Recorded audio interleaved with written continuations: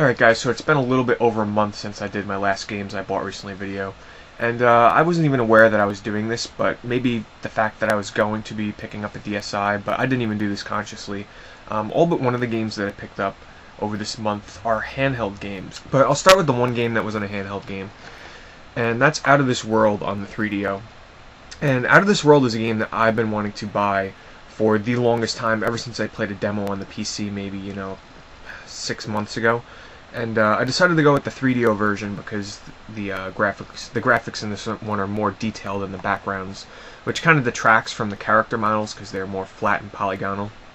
But for those of you that don't know, this game is actually the first game from the creator that did Heart of Darkness on the PlayStation 1, and since I was a huge fan of that game, I just knew I had to pick up this one after I tried the demo, which was very short. And from what I played of it so far, it is awesome. You need to try this game out. Try and maybe play the demo on the PC just like I did. But I've been having a lot of fun with it from what I did play, but it is very hard. It's a trial and error type game where, when you change screens, there's a bullet coming at you and you got to react in a couple of seconds. So it's a lot of memorization, like knowing when to duck, when to shoot. And but so far I've been having a lot of fun with this. I do plan on getting all the versions of this game except maybe, the DOS version or something. Because I do want to experience this game fully. I'm really sorry that I missed out on this one back when it came out many years ago. Next I'll start with the two games that I picked up with my DSi, because I'm sure some of you are wondering my impressions on those. The first being Rhythm Heaven, and I must say this has detracted so much time from all my other games because I am addicted to this, or I was, because I did beat it. I am now on the expert levels, which are really tough. They take a lot of times to retry. But basically, if you didn't watch my DSi unboxing video, Rhythm Heaven is a very, very simplistic game where basically there's a whole bunch of different mini games. I think they say over 50 of them, where all you're doing is just tapping and sliding and flicking your stylus on the touchscreen to the rhythm. And each one is its own unique song. It can last anywhere from 20 seconds to a minute. And it's just a lot of fun. It's very Japanese style, it's got that wackiness to it. But it took me quite a bit to beat because there's a lot of games in there. Some of them take multiple tries to beat, and I highly recommend this to anybody with a DS. It's it's up there in my top DS games, and I'm really enjoying this one. I love the challenge that it's presenting me now after I beat the game with the newer levels they're giving me. Highly recommend Rhythm Heaven. I play that a lot. I also picked up, along with that, Henry Hatsworth and the Puzzling Adventure. Now, I thought I was going to be playing this one a lot. I played a little bit, maybe 2 hours of this one. I'm on the second world, so I beat the first boss. I played a little bit of the second world, and it's a lot of fun too. This is basically the top screen is a puzzler. The top screen is a platformer, and the bottom screen is a puzzler, where depending upon what you do in the puzzle, it actually interacts with the top screen. So say you get a good combo going on the bottom with your puzzle, you can transform Henry Hatsworth, the character that you use, into like a giant robot and shoot out 5 laser beams and just go crazy on the enemies. It's similar to Gunstar Heroes on the Genesis, coupled with Tetris Attack on the bottom. It's very unique. It's definitely one of the better DS games that I played in a long time, and I would recommend this one to a lot of people. The only kind of people I wouldn't recommend it to are people that don't like multitasking, because it is basically micromanaging your puzzles at the same time while jumping around and doing your platforming on the top. Very fun game. I definitely recommend this one a lot. I also picked up Final Fantasy Crystal Chronicles Echoes of Time, and I played the first one on DS and I still have it. I never beat that one, but I wanted to get this one because it has online mode. I played a little bit of online with Retrocalypse, and we had some fun with it. There were lag issues. Like my screen freezing. He was the host, so he didn't really have too many of these problems, but there were still some hiccups for both of us. But basically, you can go 4 players online with this, with friend codes, or you can do it with random people, but you end up getting paired up with level 99 people from Japan that, have had the game much longer than you. But from what I played of it so far, it is very impressive in terms of its graphics, and the online mode has some promise if they can get the kinks worked out. But I haven't really been able to play too much of this one, but for those of you that are action RPG fans and you never played the first Crystal Chronicles game on DS, I would definitely recommend picking this one up. I also got this one on a whim. I didn't know anything about it, and that's Boing DoCoMo for the DS. And this is, I'm a little mixed on this one. I bought it initially because I saw the box art and I was like, wow, that looks like a crazy game. So I picked it up and I found out it's a platformer, and I never knew about this one before. But basically it's a platformer where you split your character up, which is this mushroom guy in the front here. You can tap him on the screen and he'll break into little mushroom guys, and you kind of piece them together to make ladders to, you know, help you with your platforming. And it's kind of, I don't know, for me it's a little bit tedious because, you know, it is pretty slow paced, and constantly having to micromanage your little mushroom guys and stack them up and everything it gets a little on the boring side for me. But I haven't played too much of it, so I can't really give my full impressions.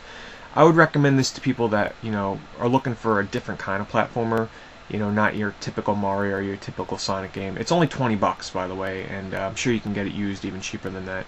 But I would say pick this one up if you're looking for, you know, taking a chance on a platformer, because it is not for everybody. Yesterday I also went to Game Crazy, where I noticed that they were having a nice sale for Easter, which was buy one game get one free on some new games that they had laid out on a table. Most of it was junk, but they had a small selection of DS games there, and they had some pretty good selection. I picked up Children of Mana, which was $18.99, but it comes out to be $9.50 because, you know, I get the next one free. I haven't had a chance to play this yet because obviously I just bought it yesterday and I tried out some of my other games. But this is an action RPG. It seems very similar to Sword of Mana on the Game Boy Advance, which I enjoyed pretty much, you know, when I played it years ago. So I'm looking forward to giving this one a try. But I also got Lunar Nights, which is by Konami, and it's from, it says it right on the box, the creators of Metal Gear Solid. And I had a chance to play this one maybe for a half an hour, and it's pretty fun so far. It's a top-down, sort of isometric view. It's almost completely top-down, though. It's just that, you know, the backgrounds, they stylize them to make them look 3D, but really it's a top-down action RPG. And from what I've played of it so far, it seems pretty interesting, where you're like a vampire slayer. But you play as two characters. I've only played as the one so far, so it's kind of hard for me to speak on it. I beat the first boss, and so far the characters seem pretty cool. You know, it's got your talking wolves and talking all crazy kind of characters in this game. So I'm looking forward to giving this one more of a shot too. I also got on Tamarama, which is a music rhythm game by Atlas, and you know, I forgot about this game until I saw it there, and I'll tell you, I'm not that impressed with it. I didn't find it much fun at all. I almost beat the game on normal, only the last boss beat me, so I said forget this, because I just wasn't having that much fun with it. But basically, the point of the game is on the bottom screen, different colored notes, or Tamarama's, whatever they call them, will show up. You have to tap them, and after you tap them, there's another bar that's scrolling up on top, where basically you're just doing simple up, down, left, right inputs on either the D-pad or the face buttons, depending on if you're left or right-handed. But in order to do the inputs, you have to tap the certain colored Tamarama guys on the touchscreen in order to fill in that note so you can tap it. Yeah, it's not that fun at all. It's basically trying to manage two things at once, and I didn't really care for it. And the music is very generic, and I didn't like it that much. So I doubt I'll be going back to that one anytime soon. And that was $19, by the way. But it comes out to $9.50 because I also got Ultimate Ghouls and Ghosts for the PSP. Ultimate Ghouls and Goblins for the PSP. And I picked this one up because Happy Console Gamer did a video, and he mentioned this and said how awesome it is, so I figured I saw it there. Having a chance to get it new for $9.50, I had to do it. Haven't got around a chance to playing this one yet, but you know, this is one that I wanted to pick up when it first came out, but I kind of just put it off. And sometimes patience pays off, because now I got it for $9.50. Really happy about that. They also had some used games there, and I had a tough time deciding what I wanted to get, because they had some pretty good deals there. One of them is Contact on the DS. And let me tell you, since yesterday, I've played this one quite a bit, and I'm really enjoying it. A lot of people compare the style on this one to Earthbound, and it really shows. I've been having a lot of fun with this. The battles are basically not even turn-based. You barely even control them. You basically hit a button to go into attack mode, and your character sort of does all the attacking for you. And all you can really control are your specials. But the graphics in this are awesome. The music is really good.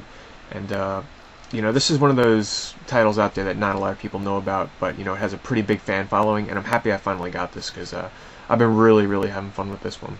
So a great little RPG there on the DS. They also had Izuna II for the DS, used for about $13, so I figured I'd pick it up because I'm becoming a pretty big roguelike RPG fan. I'm starting to enjoy that genre, so I figured I'd pick it up for that price.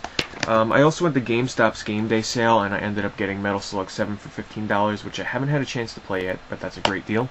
And I got Sonic Rush Adventure for $15, which I had a chance to play for maybe 20 minutes, and while it is more of the same from, the first Sonic Rush, that's not really a bad thing considering the Sonic series hasn't been doing too well recently, and this is one of the few good ones out there. I got Final Fantasy III for $15, and I had a chance to play about an hour and a half of this one, and I really enjoy the graphics and the presentation in this so far, considering this is my first time playing the real Final Fantasy III, not Final Fantasy VI. So I'm happy I got that for a good price. And I also picked up Final Fantasy 1 and 2 on the PSP for $10 each. I thought that was a great deal, so I really couldn't pass that up. Haven't had a chance to play them yet, though, but maybe one day I'll get around to it. And they also had a sale where you get Elite Beat Agents used for $5, and I played this once before and I really enjoyed it. Even though the musical style isn't my cup of tea, I really have had a lot of fun with this one so far, and happy I got it for such a cheap price.